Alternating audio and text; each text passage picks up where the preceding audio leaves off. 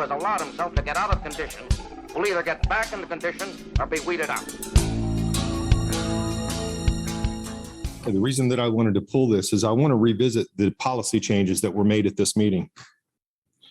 There was a document put at each of you up on the dais today, and I sent Brad an email follow-up since I realized he wasn't going to be here. But this is Chief Lockhart at that meeting changing the use of force policy. We were reporting an addition of deadly force other than firearm, and then also changing language to reflect injuries seen by a physician.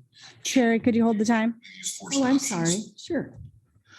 I'm going to give you a few more seconds. I don't want you to be distracted by your feedback. Oh, I'm not. No, he's Okay.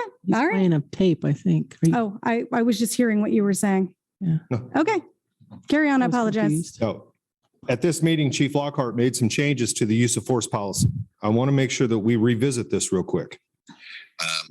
We were reporting an addition of deadly force other than firearm, and then also changing language to reflect injuries seen by a physician to be more encompassing of when there are injuries, to change that to any technique or physical force resulting in a visible or apparent substantial injury.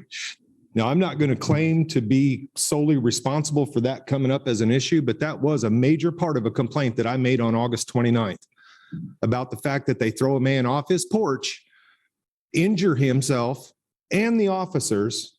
An officer had scrapes on his knuckle, so they knew that there were people injured. No medical was called to this scene, and the man was taken to the jail. My problem with this is that we're making policy changes after we told Michael everything was fine. And I still haven't received the official results on this complaint.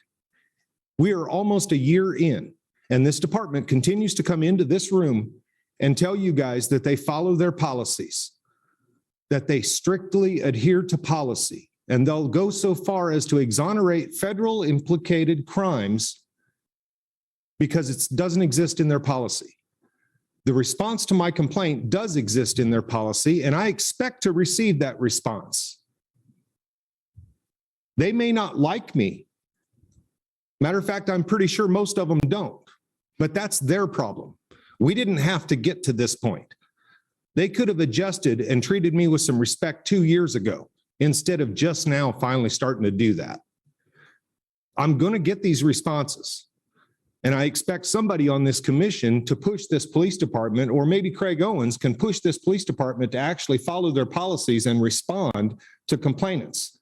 They come in here and say they consult the complainants to the CPRB. I have never once been consulted about a complaint that I submitted, and I can barely get responses telling me that all the officers are exonerated.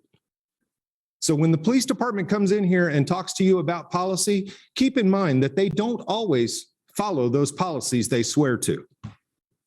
Do you have any questions for me about this?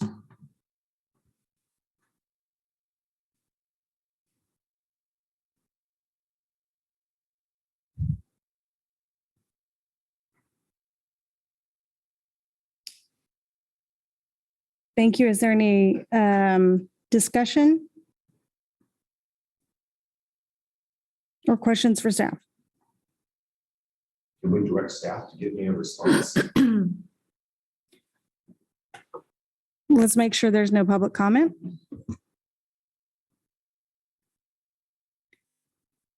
Is there any public comment online?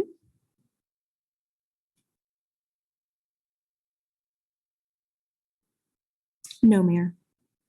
Okay, let's bring it back to the city commission.